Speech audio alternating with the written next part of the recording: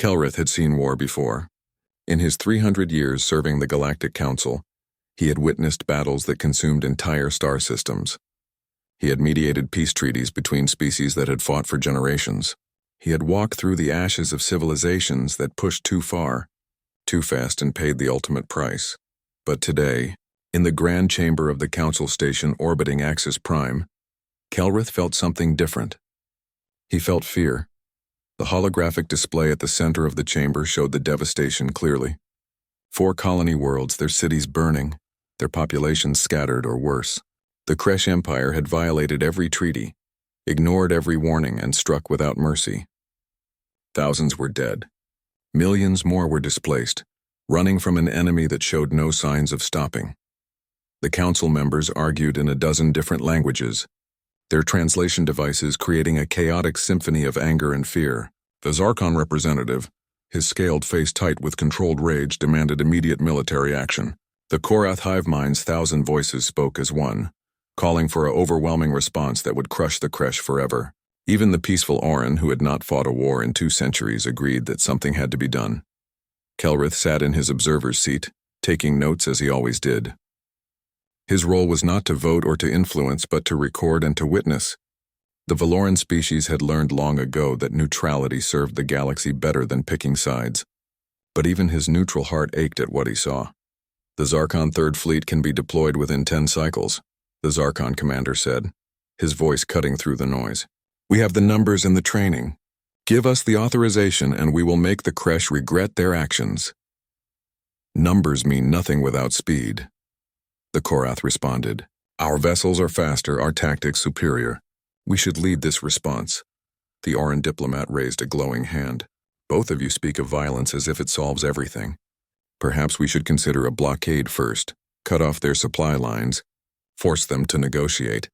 The argument continued round and round, each species presenting their case for why they should be the ones to respond. Kelrith knew what was really happening. None of them wanted to commit their forces. Each species was calculating the cost in ships and lives and political capital. War was expensive and nobody wanted to pay the bill. Then a new voice spoke. It was quiet, almost soft, but it carried across the chamber with an authority that made everyone pause. The Terran Federation volunteers. All eyes turned to the human section of the chamber. Commander Jake Morrison stood at his podium, his hands clasped behind his back in a military stance that Kelrith recognized from countless warrior species. But Jake was different. He was tall by human standards with short dark hair touched with gray at the temples. His uniform was simple, dark blue with minimal decoration. His face was calm, almost sad. The chamber fell silent for exactly 3 seconds. Then someone laughed. Kelrith did not see who it was, but the laughter spread like a virus. Within moments, half the council was laughing, some openly, some trying to hide it behind diplomatic courtesy. The humans had been part of the Galactic Council for only 30 years. They were the newest members, the least advanced, the smallest military force. Their technology was decades behind the major powers. Their fleet numbered in the hundreds while others counted thousands. They were, by every measure that mattered to the galaxy, insignificant. Jake Morrison stood through the laughter without changing expression. He simply waited. Kelrith found himself leaning forward, studying the human commander. There was something in his eyes, something that did not match the amusement filling the chamber. The Zarkon commander was the first to recover. Commander Morrison, we appreciate your enthusiasm, but this situation requires significant military resources. Perhaps the Terran Federation could provide support vessels or supply lines instead. We don't need support roles, Jake said. We'll handle the primary response. Just stay out of our way. More laughter, but this time it was tinged with confusion. The Korath spokesperson leaned forward, her 1,000 eyes focusing on the human. You do understand the scope of this threat? The Kresh Empire fields 4,000 warships. Their fortress worlds are defended by weapon systems that have stood for centuries. Your entire fleet could not take even one of their minor outposts. Jake nodded slowly. You're probably right about the numbers, but we'll handle it anyway. The council erupted into debate again. Some thought the humans were joking. Others thought they were insane. A few wondered if this was some kind of political maneuvering, a way for humanity to gain influence by making a grand gesture without actually intending to follow through. Kelrith watched Jake Morrison's face. The human was not joking. He was not posturing. He was simply stating a fact, the way someone might comment on the weather or the time of day. The human believed what he was saying. The council head, an ancient Valorian like Kelrith himself, finally raised his hand for silence. Commander Morrison, this council appreciates the Terran Federation's courage. However, we must consider the practical realities. Your fleet is not equipped for this level of conflict. Then you won't mind if we try, Jake said. If we fail, you can send in your fleets.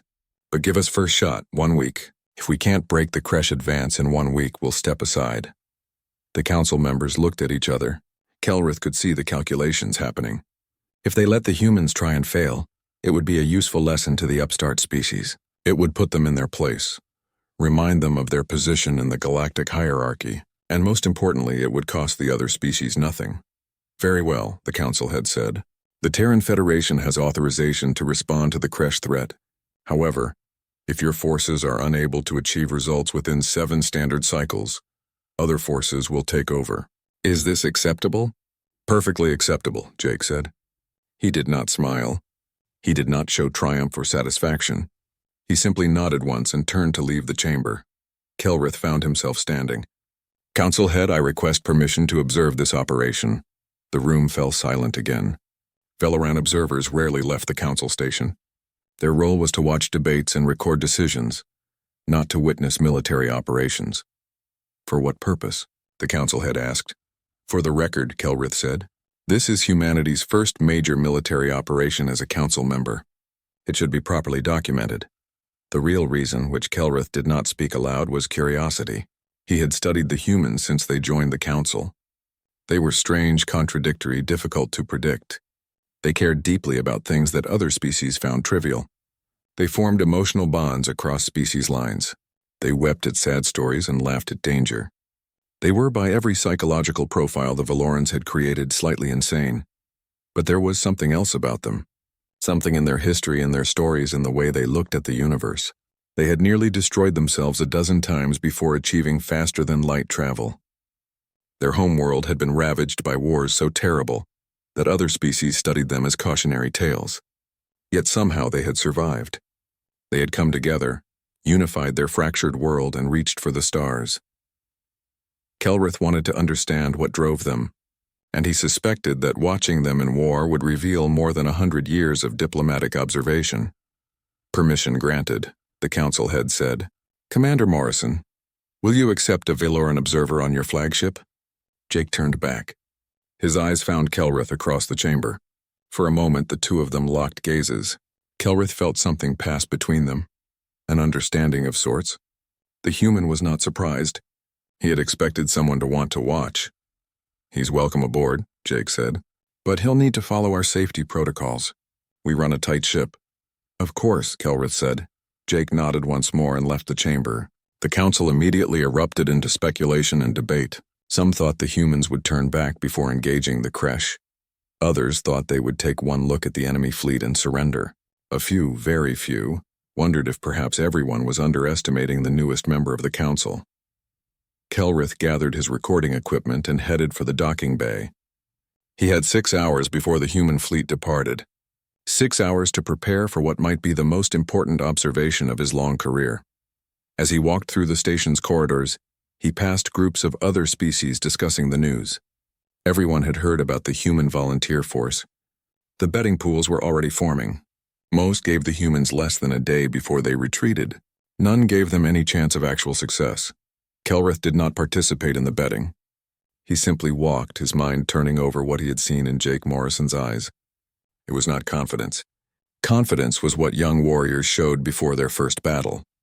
It was not courage either. Courage was what you showed when you were afraid but fought anyway. What Kelrith had seen in the human commander's eyes was something else entirely. It was acceptance. Not acceptance of defeat, but acceptance of cost. The human already knew what this war would require. He had already counted the price and decided to pay it. That scared Kelrith more than all the Kresh warships combined. As he boarded the shuttle that would take him to the human fleet, Kelrith. The human carrier appeared in Kelrith's viewport like a mountain floating in space. The ESS Defiance was massive, easily twice the size of his shuttle, but that was not what made him pause. It was the design. Most species built their warships with elegance in mind. Smooth curves that deflected energy weapons, gleaming hulls that projected power and prestige, efficient layouts that maximized speed and maneuverability. The Defiance had none of these things. The human ship looked like someone had taken a dozen different vessels and welded them together. Its hull was thick, brutally thick, with none of the streamlining that other species favored. Every surface was covered in redundant systems. 3 separate shield generators where one would do, 4 engine clusters when 2 would be sufficient, armor plating that added mass without adding speed. The shuttle pilot, a young woman with bright eyes and a casual smile, noticed his expression. "First time seeing a human warship up close?" "Yes," Kelrith admitted. "It is quite different from what I expected." The pilot laughed. "Yeah, we get that a lot. She's not pretty, but she's tough. Captain Torres says the Defiance could lose half her systems and still fight. That's the point." Kelrith filed that information away. Other species built ships to avoid damage. Humans built ships to survive it. The shuttle docked smoothly and Kelrith followed the pilot through the airlock. The moment he stepped onto the human vessel, he noticed the temperature. It was cold. Not uncomfortable, but noticeably cooler than most ships maintained. "We keep it at 18 degrees, the pilot explained as she led him through the corridors. "Helps the systems run cooler, and honestly, most of us prefer it. You get used to it after a while." The corridors themselves were another revelation. They were wide enough for 3 people to walk side by side with handrails along both walls. Emergency equipment lockers stood every 20 meters. Signs in multiple languages marked escape routes, medical stations, and weapons storage. "You expect damage," Kelrith said. It was not a question. "We plan for it," the pilot corrected. "Big difference. Hope for the best, prepare for the worst. That's what they teach us in basic training." They passed groups of crew members moving through the ship. Kelrith observed them carefully. They were young, most of them, younger than the veterans of other species' fleets. They talked and joked with each other, their voices echoing through the metal corridors. Some were doing exercises right there in the hallways. Others were reading on datapads or eating quick meals. What struck Kelrith most was their casualness. These people were heading toward a battle that could kill them all, and they acted like they were going on a routine patrol. The pilot delivered him to the bridge. Captain Ryan Torres stood at the center of a circular command area, surrounded by holographic displays showing the fleet's status. He was younger than Kelrith expected, perhaps 40 in human years. His uniform was the same dark blue as Commander Morrison's, with captain's insignia on the collar. His face was lined with stress, but his eyes were sharp and alert. "Ambassador Kelrith," Ryan said, extending his hand. Kelrith had learned the human greeting and took the hand, feeling the firm grip. "Welcome aboard the Defiance. I hope the trip was comfortable." "Very much so, Captain. Thank you for allowing me to observe." "Not a problem. Commander Morrison sent word ahead. You'll have access to most of the ship, but I'll ask you to stay clear of engineering and the fighter bays during combat operations. Safety protocols, of course." "I understand." Ryan gestured to a seat near his command chair. "You can observe from there. We'll be jumping to the creche front in about 3 hours. Before then, I'd like to show you around, let you meet some of the crew. Might help you understand what you're going to see." Kelrith appreciated the offer. "I would like that very much." Ryan led him through the ship, explaining as they went. The Defiance carried 2,000 crew members, with another 500 Marines for boarding actions. It held 40 fighters, each one piloted by someone who had trained for years. The ship could operate independently for 6 months without resupply, and its weapon systems could engage targets at ranges that made other species nervous. But it was the small details that fascinated Kelrith. Every door had manual override controls. Every system had a backup, and every backup had a backup. The medical bay was enormous, sized for hundreds of casualties at once. The armory held enough weapons to equip every crew member 3 times over. They stopped at the medical bay. A woman in a white uniform looked up from her work and smiled. "Captain, who's your friend?" "This is Ambassador Kelrith from the Galactic Council. He's here to observe." "Ambassador, this is Dr. Amy Sullivan, our Chief Medical Officer." Amy wiped her hands on a cloth and came over. She was short, with dark hair pulled back in a practical style. Her eyes were kind, but Kelrith noticed the tired lines around them. "Pleasure to meet you, Ambassador. Forgive the mess. We're just finishing prep work. Kelrith looked around the medical bay. Every bed was prepared. Medical equipment stood ready. Supply cabinets were stocked to overflowing. You're expecting many casualties. Amy's smile faded slightly. We're expecting the possibility of casualties. There's a difference. But yes, we prepare for the worst. Always. Does this not affect morale? Kelrith asked. To see such preparations, to know your leadership expects you to be wounded? Ryan and Amy exchanged a look. Ryan spoke first. It's not about expecting it, Ambassador. It's about respecting the risk. Our crew knows that what we do is dangerous. Pretending otherwise would be insulting. And it helps them focus, Amy added. They know that if something happens, we're ready. They know we won't leave them behind. That matters more than pretending everything will be fine. They continued the tour. Kelrith met pilot Lisa Chen, who was running combat drills with her squadron. She was in her mid-20s with quick hands and quicker reflexes. She explained her fighters' capabilities with the same casual attitude the others showed. But Kelrith noticed how her hands never stopped moving. She was always checking something, always adjusting something, always preparing. You fight from these small craft? Kelrith asked, looking at the sleek fighter. Someone has to, Lisa said. The big ships are tough, but they're slow. We're the ones who get in close, who hit the targets the capital ships can't reach. It's dangerous work, but it's important work. Do you not fear death? Lisa paused, considering the question seriously. Sure, I fear it. Anyone who says they don't is lying. But I fear letting my squad down more. I fear not being there when they need me. That fear is stronger than the fear of dying.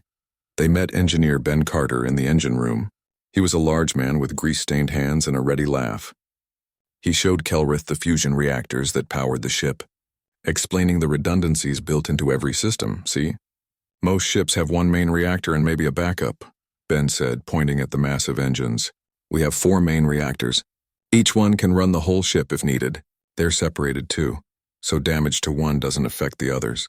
Same with the engines, the life support, the weapon systems. Everything's redundant. This must be expensive, Kelrith observed. Ben nodded. Very. We could have built 3 ships for what the Defiance cost. But we're not interested in quantity. We're interested in ships that come home. And if a ship cannot come home, Ben's expression turned serious. Then it makes sure its crew survives long enough to be rescued. We don't abandon people ever. The tour lasted 2 hours. By the end, Kelrith's mind was full of observations and questions. He returned to the bridge with Captain Torres, his thoughts churning. Captain, Kelrith said carefully, may I ask you something candidly? Of course. Your ship is built to survive terrible damage. Your crew trains for worst-case scenarios. Your medical bay is prepared for mass casualties.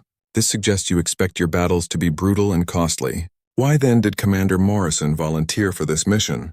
Why seek out such danger? Ryan was quiet for a long moment. He looked at the main view screen where the stars stretched out before them. When he spoke, his voice was soft but firm. My grandfather fought in the last war on Earth before we unified. He was a soldier like me. He told me once that the worst thing about war wasn't the fighting. It wasn't the dying or the fear. The worst thing was looking away, seeing evil happen and doing nothing about it. Ryan turned to face Kelrith. The Kresh attacked innocent colonies. They killed thousands of people who couldn't defend themselves. They broke every law of civilized warfare. The Galactic Council talked and debated while people died. We volunteered because someone had to act, because looking away would make us as guilty as the Kresh. But at such cost to yourselves, Kelrith said. Freedom isn't free, Ambassador. Peace isn't natural. They have to be earned, defended, fought for. Our species learned that lesson the hard way in blood and fire. We nearly destroyed ourselves learning it. But once we learned it, we couldn't unlearn it. We can't look away anymore. We won't. The captain's words hung in the air. Around them, the bridge crew worked at their stations, preparing for the jump to the combat zone.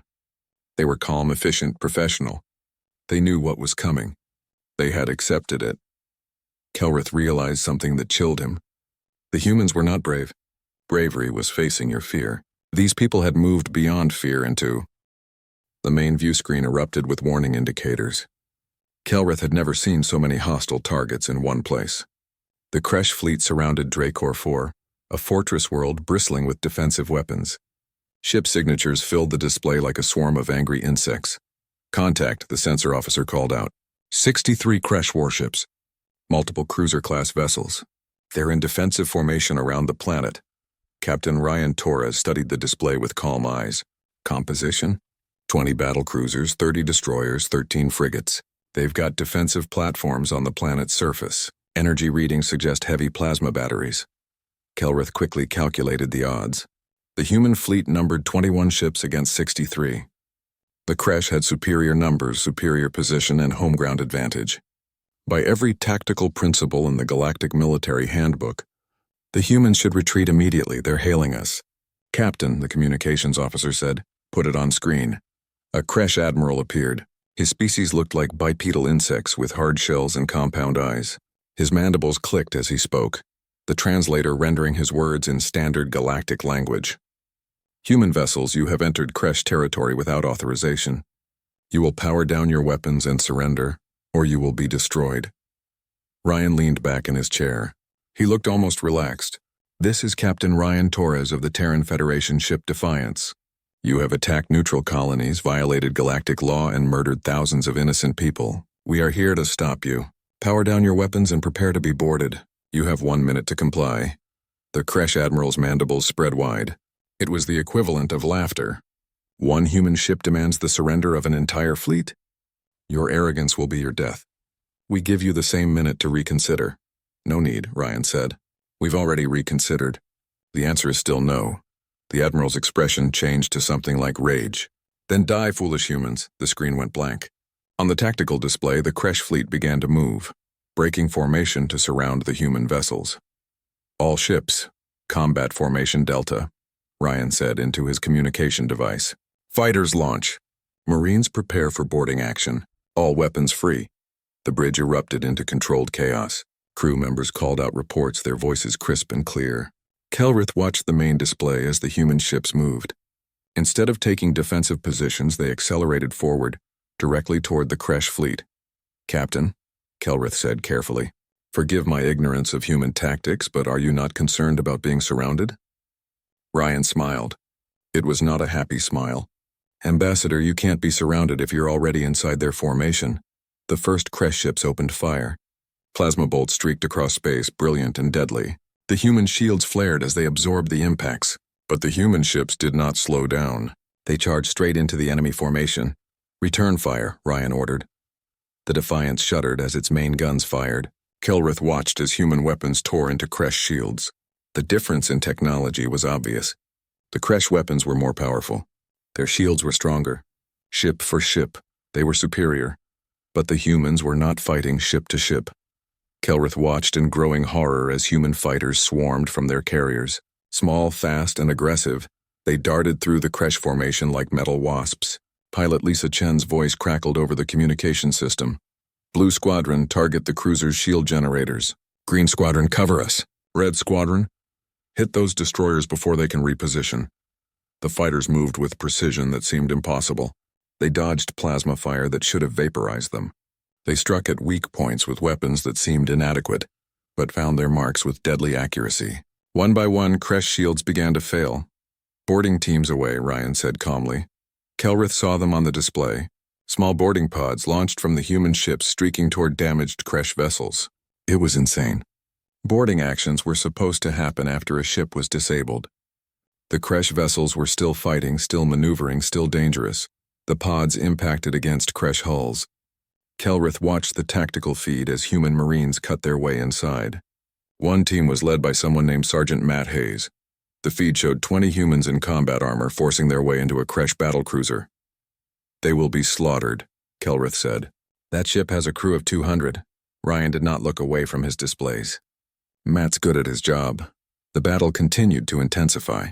Human ships took damage, their thick armor absorbing hits that would have crippled other vessels. But they did not retreat. When one ship's shields failed, another moved to cover it. When a ship's weapons were damaged, it rammed enemy vessels, using its mass as a weapon. Kelrith watched a human destroyer, the ESS Courage, take a direct hit to its engine section. The ship began to spin, out of control, its power systems failing. The Kresh fleet moved to finish it off. But the destroyer's captain did not abandon ship. Instead, he used the last of his maneuvering thrusters to aim his dying ship at a Kresh battlecruiser. The collision was terrible. Both ships shattered, debris spreading across space. But the Kresh battlecruiser was destroyed, and the human crew had bought their fleet precious time. ESS Courage is gone, the sensor officer reported, his voice tight. No survivors. Ryan's jaw clenched. Mark it. We'll recover remains after the battle. After, Kelrith said. Captain, you have lost a ship.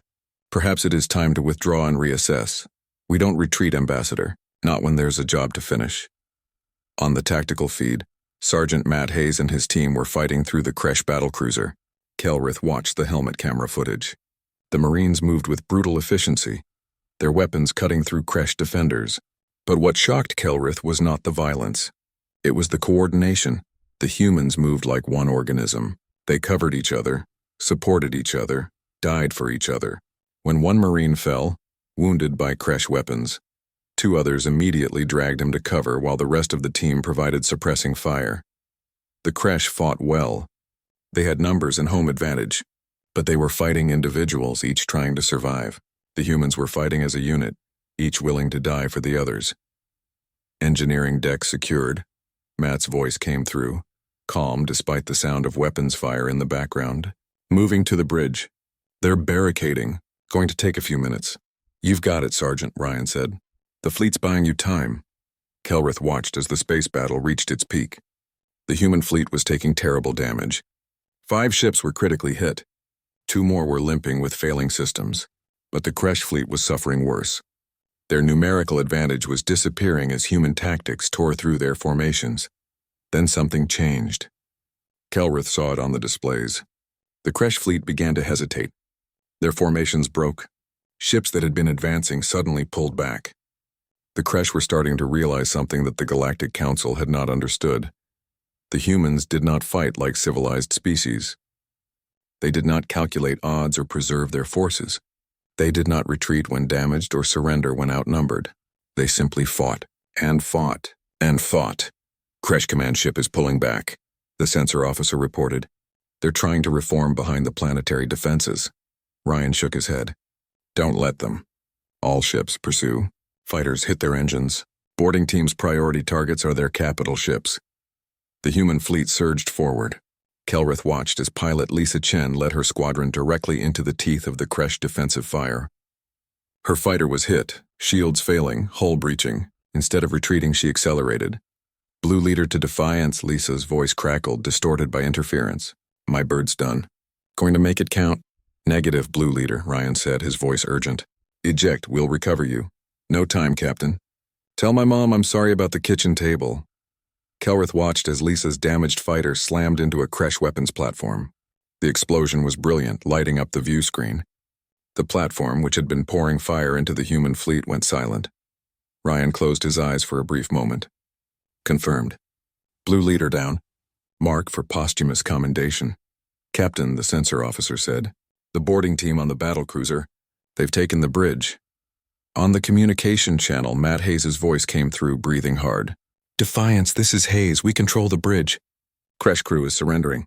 We have casualties. Need immediate medical evac. Sending shuttles, Ryan said. Good work, Sergeant. How many did you lose? 6 dead, sir. 9 wounded, but we took the ship. 20 Marines against 200 defenders. They had taken the ship. Kelrith felt something cold settle in his chest. This was what humans did. This was how they fought. The battle lasted another hour. The Kresh fleet, seeing their command structure failing and their superior numbers meaning nothing, began to retreat. Some ships tried to surrender. Others fled into deep space. The human fleet pursued relentlessly, accepting surrenders but showing no mercy to those who continued to fight. When the guns finally fell silent, the Kresh fortress world was besieged. Its defenses shattered, its fleet scattered.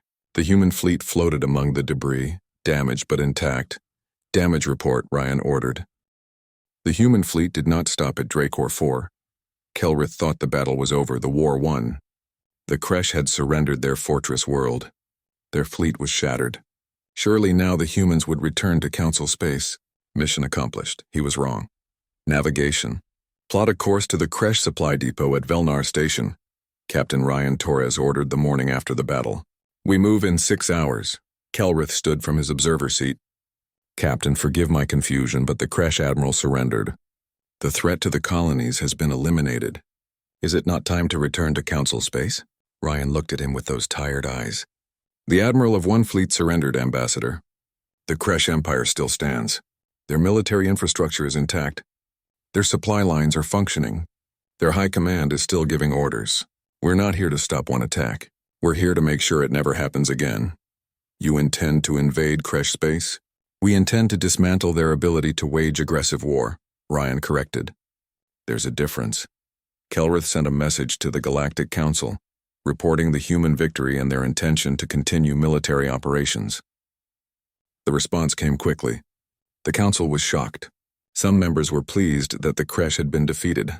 Others were concerned about human aggression. All agreed that someone should continue observing. So Kelrith remained aboard the Defiance as the human fleet moved deeper into Kresh territory. What he witnessed over the next days would change everything he thought he knew about warfare. The humans were systematic. They identified military targets with precision. Supply depots, weapons factories, training facilities, shipyards, each one was attacked and destroyed with the same brutal efficiency Kelrith had seen at Dracor 4. But it was what the humans did not destroy that fascinated and confused him.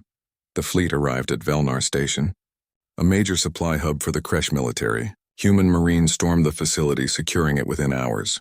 Then, instead of destroying it, they began redistributing the supplies. Colonel Greg Patterson led the ground operation. He was a large man with gray hair and a scarred face. Kelrith followed him as he supervised the distribution of food, medicine, and equipment to nearby Kresh civilian settlements. I do not understand, Kelrith said as he watched human soldiers loading supplies onto transport vehicles bound for a Kresh colony. These are your enemies, Greg looked at him. These are civilians. They're not my enemies. They're victims of the same government we're fighting. But they are Kresh, the same species that attacked the colonies. Species doesn't make someone guilty, Greg said firmly. Actions do. These people didn't attack anyone. They're just trying to survive. We're not going to punish them for their government's crimes. The human soldiers worked alongside Kresh civilians, distributing aid. Some of the civilians were afraid, expecting the violence they had been taught to expect from invading forces. But the humans were gentle.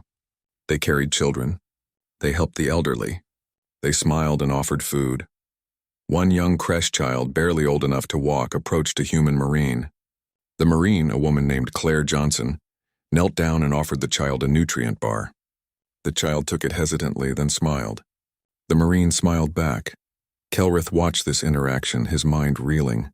These same humans who had fought with such ferocity, who had sacrificed themselves without hesitation, were now showing kindness to enemy civilians. We're not monsters, Ambassador, Greg said quietly. We're soldiers. There's a difference. The fleet moved on. They struck at 3 shipyards, destroying them before new Kresh warships could be completed. They captured a command center, taking high-ranking officers prisoner for eventual war crimes trials. They disabled a network of communication relays, cutting the Kresh military off from coordinated command. Each target was military. Each attack was precise, and after each victory, the humans provided aid to any civilians affected by the fighting. The galaxy began to notice. News of the human campaign spread through Council space. Some species were impressed by human military effectiveness. Others were disturbed by human methods. But everyone was talking about it. The Galactic Council convened an emergency session. Kelrith was required to provide testimony via holographic link. He stood in the Defiance's communication room, his image projected across light years to the Council chamber. Ambassador Kelrith, the Council head said, you have observed human military operations for 6 standard days. What is your assessment? Kelrith chose his words carefully. The humans are unlike any military force I have previously observed. They fight with an intensity that borders on reckless. They accept casualties that other species would consider unacceptable. They pursue objectives with single-minded determination. Are they committing war crimes? The Zarkon representative asked. Are they harming civilians? No, Kelrith said. In fact, they take extraordinary measures to protect civilians. They provide medical aid, food and supplies to Kresh civilian populations, but they show no mercy to military targets. The Korath representative spoke. This seems contradictory. How can they be both brutal and merciful? I do not fully understand it myself, Kelrith admitted. They speak of principles. They speak of rules of warfare. They distinguish between combatants and non-combatants in ways that seem fundamental to their thinking. After the council session ended, Kelrith returned to the bridge. He found Ryan studying tactical displays of the next target, a fortified Kresh military base on a moon called Crater 6. "Captain, may I ask you something personal?" Ryan looked up. "Go ahead. Your people are taking heavy casualties. Every battle costs you lives. Yet you continue. Why? Why not simply blockade Kresh space and let economic pressure force them to comply?" Ryan was quiet for a moment. "Because blockades hurt civilians more than military forces. Governments can stockpile supplies.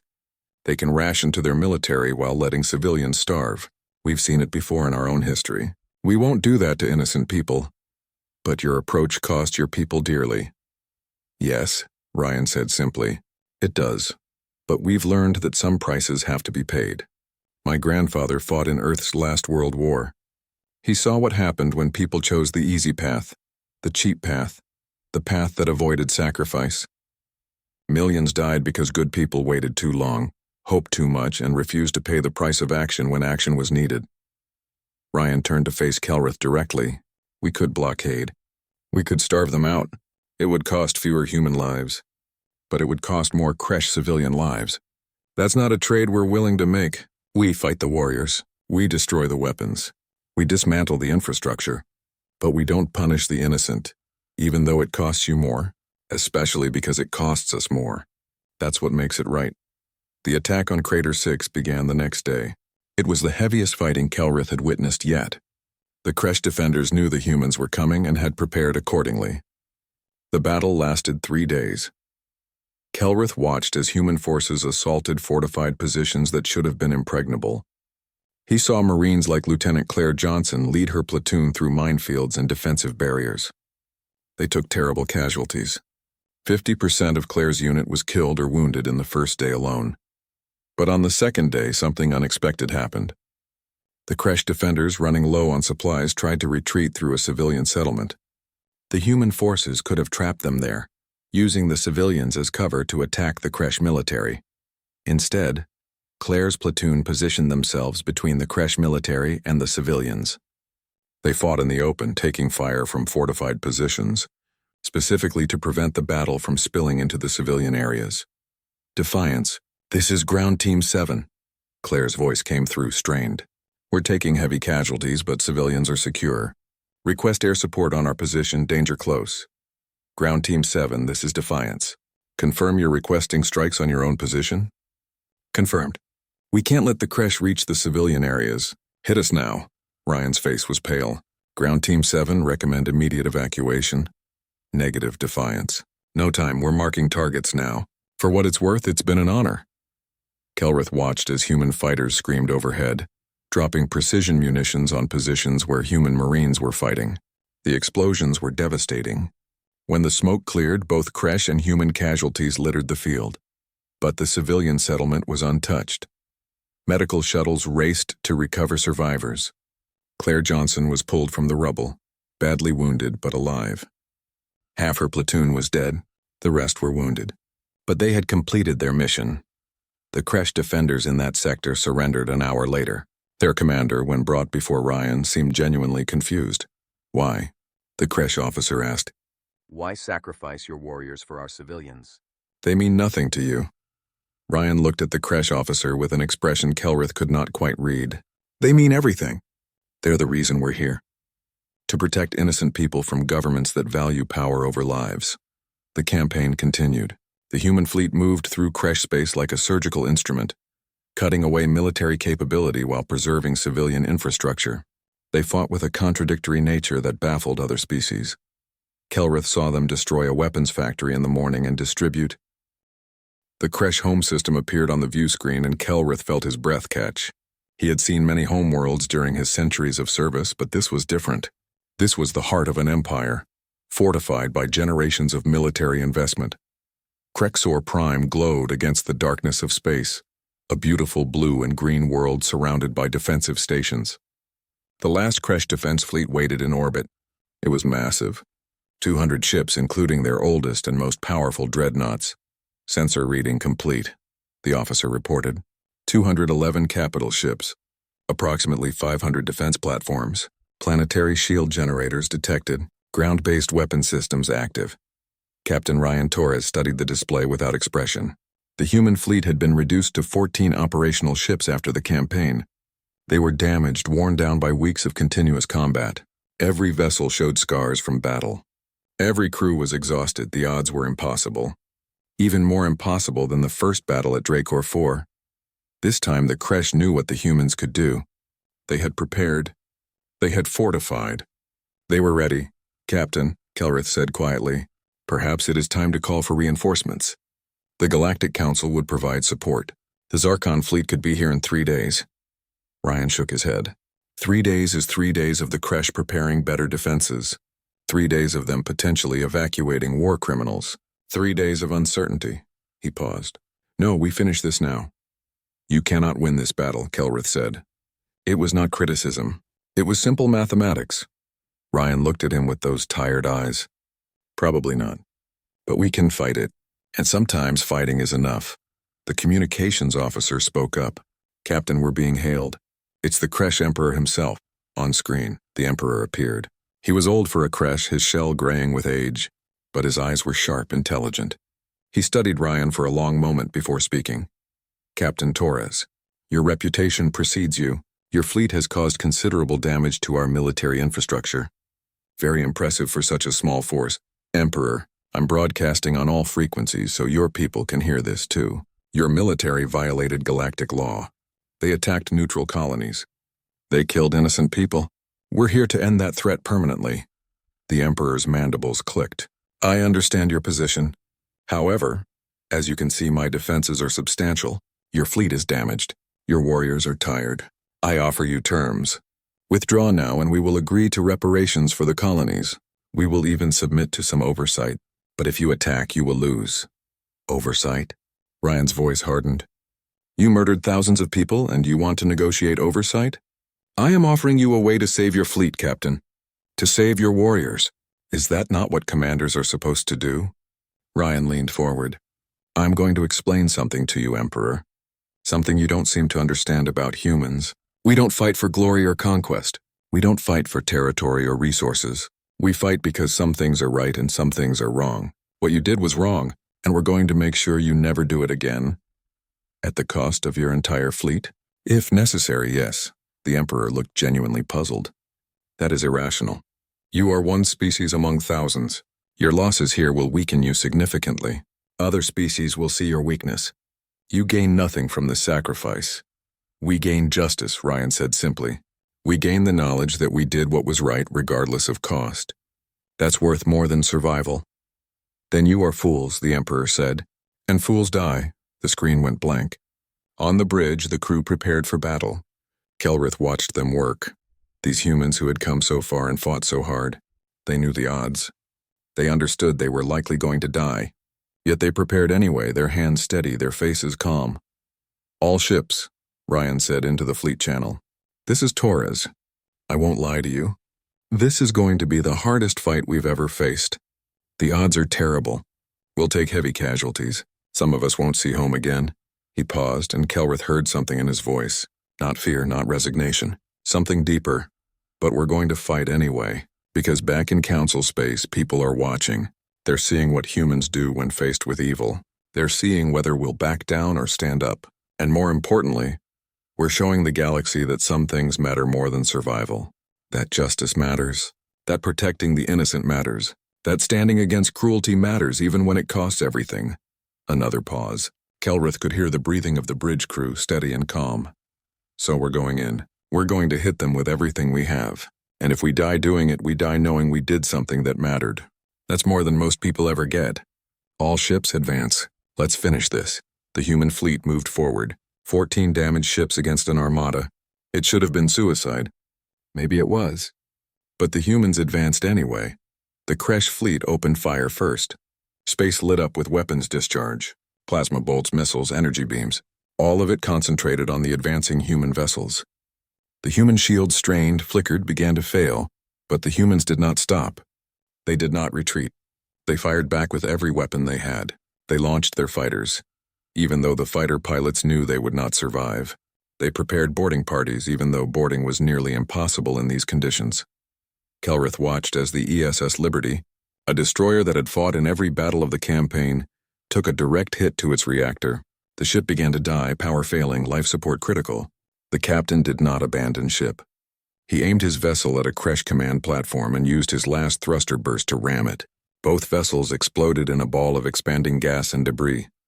ESS Liberty destroyed, the sensor officer reported. Confirmed kill on enemy command platform. On the fighter channel, Kelrith heard pilots calling out targets, coordinating attacks, dying. One voice stood out, a young pilot named Danny Wright. My birds hit. Shields gone. Hull breached. A pause. I'm lined up on that battleship. Going to make it count. Negative, Blue 7, Ryan said urgently. Eject, we'll recover you. Sorry, Captain. No time, tell my dad I made it count. Another explosion. Another human life ended. Another crash vessel damaged. The battle raged for hours. The human fleet was being torn apart. Ships exploded. Fighters were destroyed. Casualties mounted. But they kept fighting. They never stopped. They never even slowed down. Then something changed. Kelrith saw it first on the tactical display. The crash fleet was beginning to waver. Ships that should have been advancing were holding position. Defensive formations were breaking down. The crash were starting to fear, because they realized what Kelrith had realized weeks ago. The humans would not stop. Could not stop. They would fight until every last one of them was dead. And they would take as many crash ships with them as possible. The psychology of it was devastating. The crash fought to win. The humans fought to fight. There was no negotiating with that. No deterring it. No stopping it short of complete annihilation. Captain, the communications officer said, we're receiving a priority transmission from the planet's surface. It's not from the military command. It's from civilians. Put it through.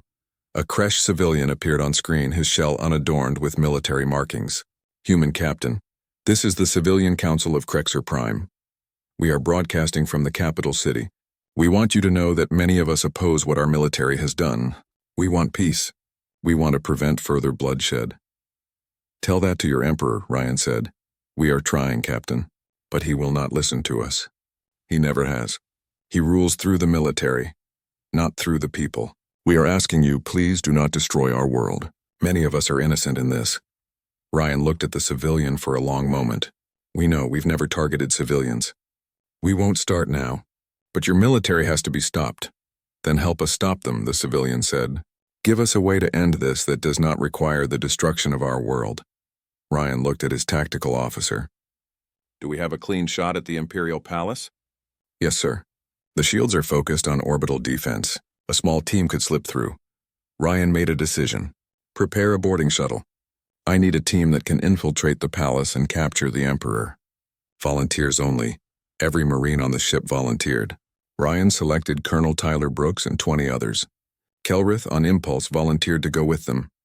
Ambassador, that's not necessary, Ryan said. Someone neutral should witness this, Kelrith replied. For the record, the shuttle launched under heavy fire. Kelrith sat in the cramped space, surrounded by human Marines in full combat armor. They were checking weapons, reviewing the palace layout, preparing to infiltrate the most heavily defended building on the planet. Tyler Brooks sat across from Kelrith. Scared, Ambassador, yes, Kelrith admitted. Terrified, Tyler smiled. Good, fear keeps you sharp. Just stay behind us and you'll be fine. The shuttle broke through the atmosphere, dodging anti-air fire. It crash-landed in the palace courtyard and the Marines poured out. Kresh guards met them immediately. The firefight was intense and brutal. Kelrith followed the Marines as they fought through the palace. He saw Tyler lead his team with calm precision, even as Kresh defenders appeared from every corridor. He saw Marines fall, wounded or dead, and watched as others continued without hesitation.